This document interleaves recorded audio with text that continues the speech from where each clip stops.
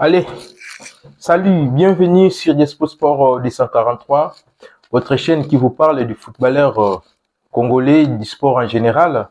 Comme vous le savez, l'entraîneur national a rendu public la liste de 26 joueurs présélectionnés pour la double confrontation. Comme vous le savez, les 16, on va se déplacer pour la Côte d'Ivoire pour jouer face à la sélection guinéenne qui est le Sili national. Et le 19, nous recevrons la sélection éthiopienne à Kinshasa pour jouer la dernière journée pour les éliminatoires de la Coupe d'Afrique Maroc 2025. J'aurais aimé que vous puissiez vous abonner, comme vous le savez, vous abonner, vous activer la cloche de notification pour suivre nos contenus à venir. Malgré cela, la liste que l'entraîneur avait rendue publique, la liste de 26 joueurs, comme vous le voyez. Comme gardien, nous avons Lionel Passy, Dimitri Berthaud, Fayoulou. Comme défenseur, nous avons Chancel Mbemba, nous avons Peter Kioso, nous avons Dylan Batoubisika, nous avons Joris Kayembe, Arthur Maswaku, Gédéon Kaloulou, Inonga Baka, Rocky Bouchiri. Comme médiateur, nous avons Edo Kayembe, Moutousami, Ngal Ael Moukalou, Charles Piquel. Nous avons William Baloukwisha. Nous avons Gal Kakuta, Théo Bongonda, Silas Katompa, Meshak Elia, M. Mboukou. Comme attaquant, comme vous le savez, nous avons Fiston Mayele Kalala, Yohan Wissa, Simon Banza, Samuel Essenti. Donc voilà. Beaucoup de gens disent par rapport à l'absence de Cédric Bakambu, ou non, Cédric Bakambu, il fallait Kakazala. Bon. Quant à moi, je dirais l'absence de Cédric Bakambu.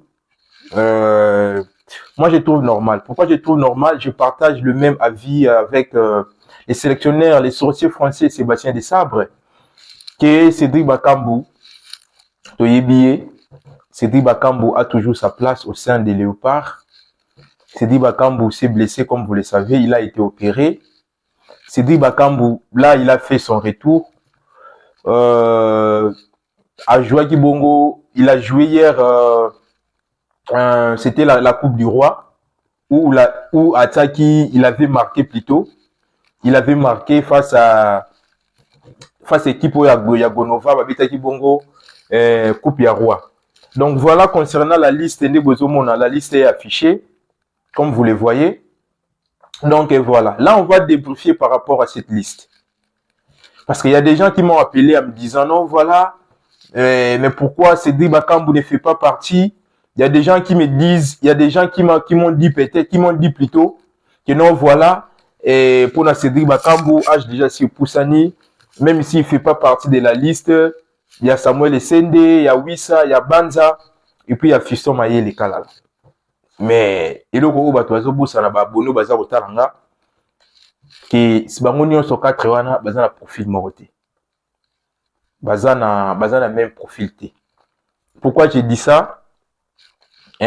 Tout Holandais bien, Bakambu, ce qui a bêta comme attaquant de pointe, Bakambu a bêta rappelé la profondeur. Bakambu c'est dribbler. Bakambu c'est un renard de surface. Pourquoi j'ai dit Bakambu c'est un renard de surface? D'ailleurs, Bakambu a rien, il y a prouvé biso na Léopard. Bakambu fait partie, il y a le numéro 9 au na histoire na biso ya football à Congo, au ba marka ba débélé. Si je ne me trompe pas, Bakambu avait marqué 14 ou 15 buts. J'ai dit bien si je ne me trompe pas. Pour Nangaï Bakambu Kozalate, ce n'est pas dit que Bakambu a koya son équipe nationale. Parce que nous avons même sur la toile, il y a des gens qui écrivent du n'importe quoi. Pourquoi j'ai dans le bien n'importe quoi? Nous avons manqué bateau, bon, respecter, car on a manqué bateau, respecter. Mais nous avons n'importe quoi. Pourquoi? À savoir, Bakambu s'est blessé, Azalaki Bongo opéré. Quand tu as le bien ou bien, Bakambu Aza toujours très important dans la sélection d'Abisso. Mais le problème est que, et puis à savoir, on est déjà qualifié. Quant à moi, n'engue coach à lobby, après ça peut battre sous chance, à la bango. Tout le monde a kiango. Ceux qui m'ont beaucoup à côté qui na match na, ceux qui à côté na match na Dar es Salaam te. Comment on allait savoir que Mboukou c'est un très bon joueur, Mboukou sait faire les passes, Mboukou sait dribbler. Oui, on regarde tous les championnats. Comment ils jouent dans le championnat naïe, mais à savoir qu'il y a une grande différence entre les championnats et la sélection nationale. Ça, j'aimerais que vous compreniez cela. Il y a une grande différence entre les championnats et la sélection nationale. Pourquoi j'ai dit ça? Tant qu'on va dans club Nabango, ils ont une cohésion. Ils ont une cohésion. Pourquoi? Parce que s'entraîner chaque jour, yebani. Quand soit dans le ballon, peut-être Moutouba au Salaboye, si Mbouko a la balle, coéquipier au Salaboye, si Mbemba a la balle, Mouchigua au Salaboye, et Obamenga au Kedeboye. Ils se connaissent très bien dans le club Nabango. Mais l'équipe nationale, c'est un moment où si on a un match, au monde Nabango, donc il y a une grande différence. C'est-à-dire Bakambu, pour moi, Bakambu a toujours sa place au sein de l'équipe. Pour dernièrement, on a mission mais pourquoi ça le âge? Pourquoi? Na évité so ina lobandé ni poto se comprendre. Âge et jouer un rôle. Non mambo ya ballon. Moutou a tenir physiquement na 19 ans ou 20 ans. Na moutou a tenir physiquement na 35 à 40 ans, il y a toujours une grande différence. Déjà, pour arriver à 35 ans, 40 ans, 45 ans, vous allez perdre déjà ma performance physique. Parce que l'âge est ça quoi avancer. Moi, si j'ai bien compris ce que Desabre avait dit par rapport à Cédric Bakambu, donc il veut donner aussi la chance aux jeunes qui n'ont pas encore eu l'état de pouvoir jouer dans la sélection d'Abisso.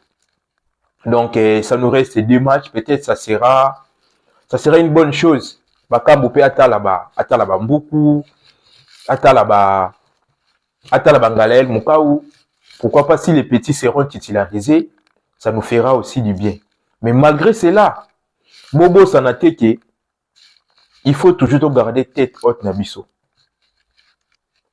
Moi, je vois déjà les léopards, ça là, 18/18.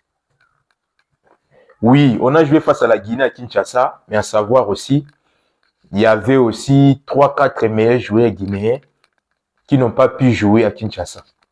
Ça, il faut qu'on se le dise. Il faut qu'on se le dise. Il y avait l'absence de Girassi, qui joue actuellement à Dortmund.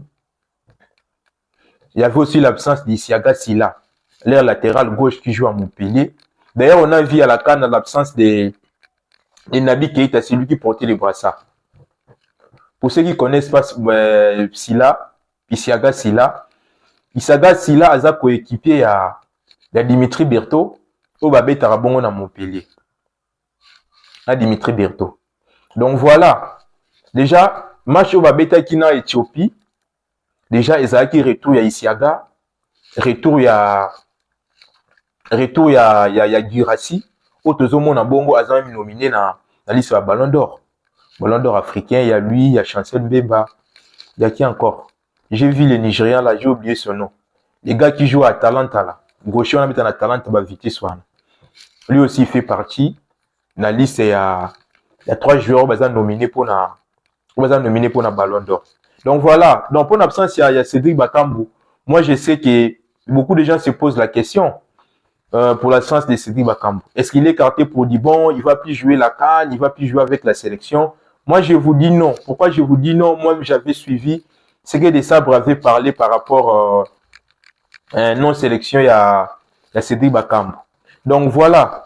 Voilà la liste, elle est là. Mais moi, je dirais aussi à tous les gens qui me regardent, par rapport à la sélection, il y a Gaël Kakuta. Là, il faut qu'on en parle. Pour moi, bon, Tokolo Bate que Kakuta a un effectif. Tokolo Bate que Kakuta Zalaga écarté. Azaka écarté ka Bongo sans Eloko Moko. Peut-être ça sera un manque de respect par rapport à sa valeur, par rapport à ce qu'il a fait pour la République démocratique du Congo. tous on a vu, il a bien joué la CAN. Il a bien joué la CAN, sauf qu'il s'est blessé.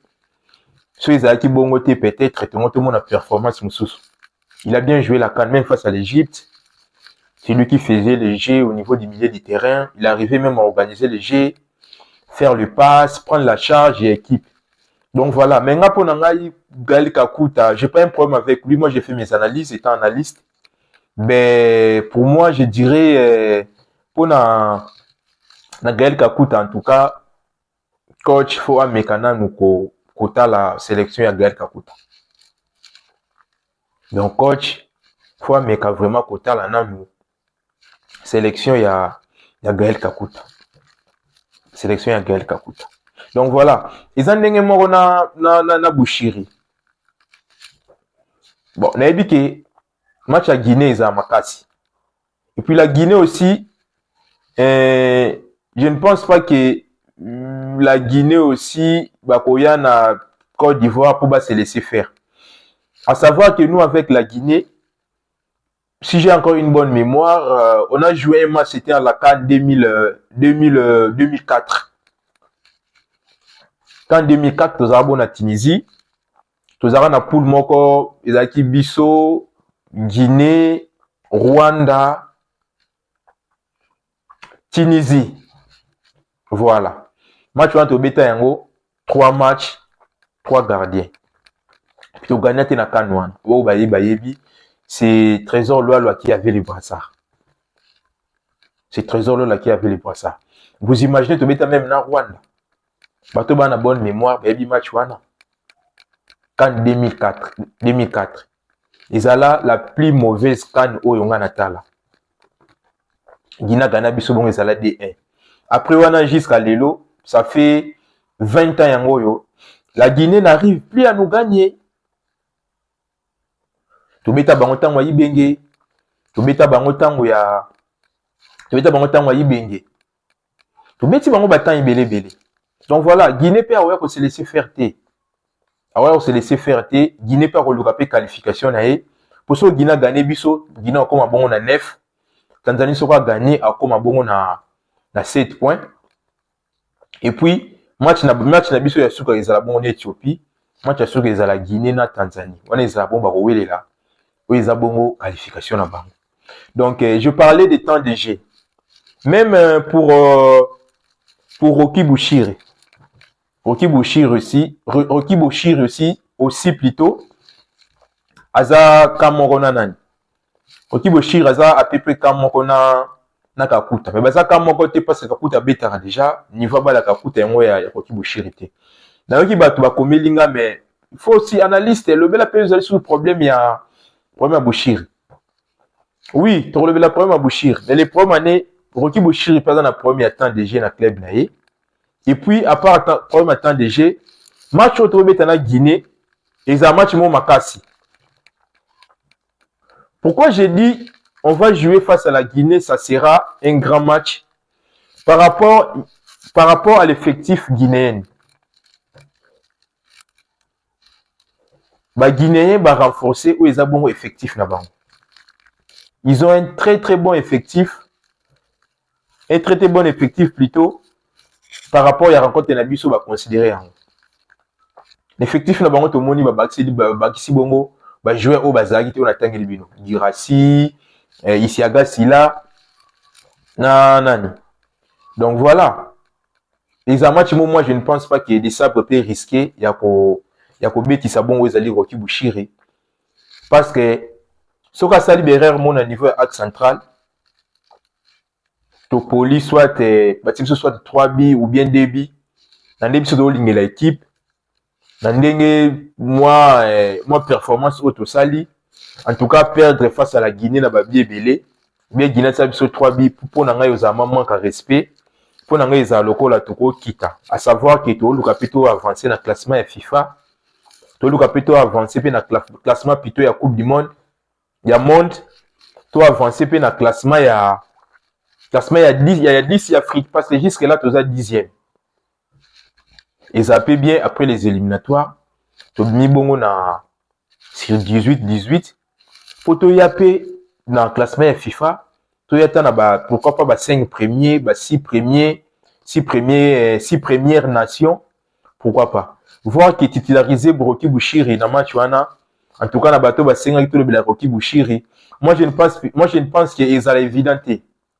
Ils allaient vraiment évidenter pour titulariser Rocky Bushiri, à savoir na CAN tout le monde ndenga betité, l'éliminatoire à Coupe d'Afrique yango eza jumelé na Coupe du Monde, Rocky Bushiri a betité. Kozwambala moko Rocky Bushiri kotaye na match ya Guinée. Et kozwa match mo makasi. Ni notre le banabino par rapport à joueurs guinéens oyo bazongi.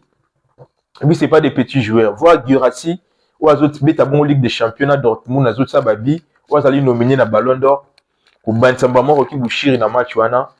Pona ngai vraiment ils allaient évidenter. Donc soit on joue face à la Guinée. Après quand on va recevoir l'Éthiopie en Kinshasa, pourquoi pas Sébastien Desabre pense aussi à titulariser Rocky Bushiri. Donc voilà, concernant Rocky Bushiri, on aimerait voir Rocky Bushiri jouer. Mais moi, j'aurais aimé qu'il joue à Kinshasa quand on va recevoir la sélection éthiopienne. Donc voilà. Moutoumou peut le Belenga, vous parlez toujours, il y a manque à temps DG à Rocky Bushiri. Tant DG à Chancel Mbemba le Belangote. Mon frère n'a pas répondre parce que je lis toujours les commentaires. Par rapport à ce que j'ai dit, j'aurais aimé que beaucoup commenter na commentaire. Nous toujours tout ça là nde na lobaka na sala ke mission oyo banalise o na sala ngonga moté. Tout ça la banalise oyo na bino batu botalanga. Na za mutu na lobite ke bino batu botalanga na yebi ko leka bino na lobi bongo te. Parce que na zo sous commentaire à mutu mo zo lo balanga. Ah, nyonso ka yanga no komi vraiment. Na yebite frère. Na yebite frère, ils a analyse. Donc frère, oa komele ngai, na yebite soki toza ko se comprendre par rapport ya mo na zolo ba analyse. Donc na kolo bandenge nini. Na mépriser oté, na lobite ko yebi mo analyse té, mais j'aurais aimé que mo analyse wana to comprendre ngo ngana yo. Parce que quand on fait ma analyse oyo, tout ça la analyse. Analyse les allo quoi. So moyen tous entendre sur moi to vendre des personnes dans mon plateau. Quand tout ça analyse, c'est comme moi débat. Les ara na classe kala, tout ça ba dissertation. Boyi introduction, développement, folklore. Donc aux ara sujet moto bandika mbamba moko. Bon peut ça ba pour tout le monde a commenter, à discuter, affirmer. Faut que ça va pour pesi banini. Donc voilà. Donc voilà, donc on a tout le bas. Naïbi ko les cabinotés. So ina le barato commenter pour que tout évoluer. Donc dans souci na biso ezali ke to zape na poso to mona Léopard na biso to beta bon Coupe du Monde. Pourquoi pas aussi gagner la CAN? On a des très très bons joueurs au peut-être pour gagner la CAN. Na ba joueur wana. Des fois on se minimise hein. Biso monka to za on se minimiser. Ou no Congo, Coupe du Monde to reçoit 7 papa. Vous pensez que Maroc a ma casse les Kabiso? Non, ils ont cohésion, équipe wane Oumeli, ils ont sérieux bon baté. Prévané pe biso pe équipe Oumeli. Tu vas dire que Oumela. Les mêmes joueurs bazaki na votoyen on a CAN. On continue. On joue les éliminatoires avec eux. Et puis on va aussi jouer la Coupe du Monde la CAN avec eux. So bino boso croire na binoté que tu vas la Coupe du Monde, en tout cas na zo croire na tu vas la Coupe du Monde. Parce que ça qu'on a la confiance il y a joueur nanga. On a confiance à joueur nanga ou na bango. Donc voilà. Pour Chancel Mbemba na premier temps de jeu, oui. Mais Chancel Mbemba, ils appellent na Gassé ou Azalaki coach na tout le monde coach à Côte d'Ivoire, Azaki limogé bongo pendant la CAN. Après la CAN, il a rejoint Azaki bongo l'Olympique Club de Marseille. Option Totalaki, c'est lui qui était l'entraîneur Chancel Mbemba à Marseille. Après Marseille à Longwaki, tout le monde qui Marseille a changé d'entraîneur rebelle. Bagatuzo Bayaki, Bagassé Balekaki, Nande Siko Bazana des Herbies. Donc voilà. Les vieux, et quand tu en as plutôt à Montpellier, il y a Zagibon a posé Chancel Mbemba. Et Chancel Mbemba a décliné offre one. Jusque-là, Chancel Mbemba a fait aucune émission pour parler de ce qui se passe entre lui et les dirigeants marseillais. Donc, Yemom Tayebi, ni les autres qui parce que même si tu as la banaliste aux Oloba, Les gens babilo mususu obiso do yebi ka oye muka yebi. Donc voilà concernant la liste, il est là. Neto to koloba mususu babi nanga mais pourquoi pas coach pas pour sa chance na ba na wana titulariser bango. Oui. Même ngade na loba toujours na moi plaisir moko boye. Pourquoi j'ai dit ça? Normalement on a effectif na biso et voilà na dernier to loba on a un effectif. On a un effectif moko o eza lelo oyo effectif moko eza tokobo yangote. Tokobo yangote, on a des très très bons joueurs, on a des très très bons jeunes joueurs comme vous le voyez, comme vous le savez aussi. C'est pas que bozo mona mais toye bipé. Prenons l'exemple médiateur lokwa Mukau. Médiateur lokwa Mukau, médiateur lokwa Noah Sadiki. Comme j'avais dit dans l'émission précédente, que tozana jeunesse moko, tozana jeunesse moko boy au baza kwa siri biso baza kwa simi. Et moi je pense que entraîneur mtawasa musala nae je ne pense pas qu'il y aura beaucoup de changements à l'équipe Nabiso. Comme Baloba toujours, on ne change pas l'équipe qui gagne, mais on modifie. Peut-être Sébastien Desabre aurait modifié. Alors bien aurait, parce que tu éviter ce qui a modifié. Tu éviter ce qui a modifié. Donc voilà. Donc total, Sébastien Desabre, Yende Moutou à Salara Makambang. Mais de voir aussi des buts par rapport à titulariser ba jeune wana. Déjà total kindenge Mukawa beti. Total kindenge Mukawa beti, total Mukawa no habite dans le championnat. En tout cas titulariser Mukawa pour Nanga ça sera aussi une très bonne chose car total championnat, total Ligue des Champions, total de Mukawa Zobeta. En tout cas le petit il est au top. Petit Azali Kolo. Mukau aza au top, Mukau aza likolo. Il est un peu Noah Sadiki, on regarde tous l'Europa League au Ezobeta. Tout en ayant dans le club, aza likolo. Mais moi je pense que Tana Bango et Koka. Tana Bango et Koka. Tana Bango et Koka. Batope Baki, oh non, Mukau, l'émission Tigoleka. Oh non, Belgique, on a vu Mukau. On dit qu'il affirme qu'il binoke. Mukau, jamais. Avec Robert en Belgique. Na le qui jamais parce que na yebi Mukau tino na sola na été. Ozomo na muto na posa ya ko servir bon o ezali. Depuis démocratie du Congo ezamboka na. Bomona ki message à comment na page na ye tant azali sélectionné. Bato ba suivra na page ba ke kotal. Ya on affirmant qui par rapport à tout ce qui se disait na toile, on se atteindre oh nyo so tabanda ekoloba. Donc voilà, titulariser le baba na wana, moi je pense que ils finiront toujours à être titularisés par Sébastien Desabre.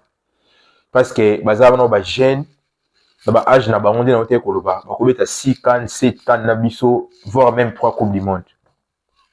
Parce que baza toujours ba jeune. Dans 12 ans, mon cas on a 32 ans. Ndenge moko na Noah Sadiki.